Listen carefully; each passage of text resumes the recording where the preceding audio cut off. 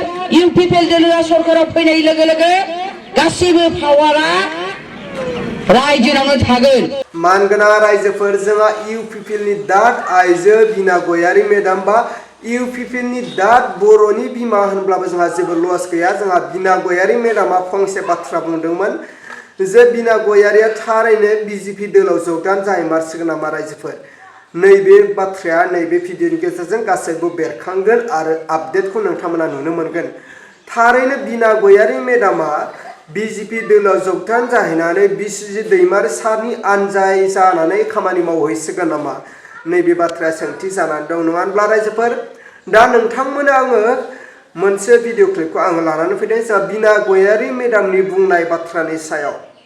स' रायजोफोर सानसे समाव जोंहा बिना गयारी मेडामा मा बुंदोंमोन जोंनि गेजेराव जे बिथाङा फंसे बाथ्रा बुंदोंमोन। एबार इउपिपिएल दोलोआ सरकाराव फैनाय लोगो लोगो गासिबो पावारा रायजोनावनो थागोन।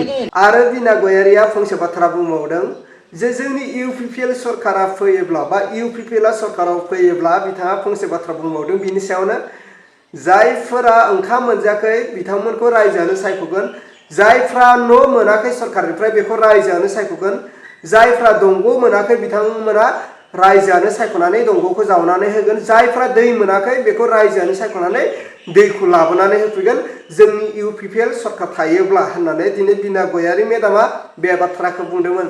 सोरनो न' नांगौ रायजोआनो बासिगोन, बबाव दंग' नांगौ रायजोआनो बासिगोन, सोर गरिबा ओंखाम मोनजायाखै रेशन कार्ड गैया बेखौ रायजोआनो बासिनानै लिस्ट खालामनानै हरनांगौ।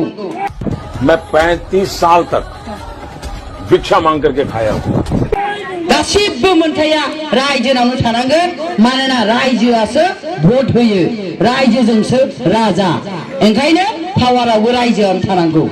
नैबे थांखिखौ जों इउपिपिएलआ सरकाराव फैनाय लोगो लोगो जों नैबे थांखिखौ मावफुंगोन आरो जोङो गासिबो पावारखौनो रायजोनि आखायाव गथायगोन। सोर गरिबा न' मोनाखै, सोर गरिबा लेट्रिन मोनाखै, सोर गरिबा रेशन कार्ड गैजाया, सोर बिमा बुरैया दिनै मुलि गरसे बायनानै जानो थाखाय 250 बै बुढ़ी पेंशन। सबर करो, बोला धक्का बुक्की नहीं करने का, आराम से लेने का।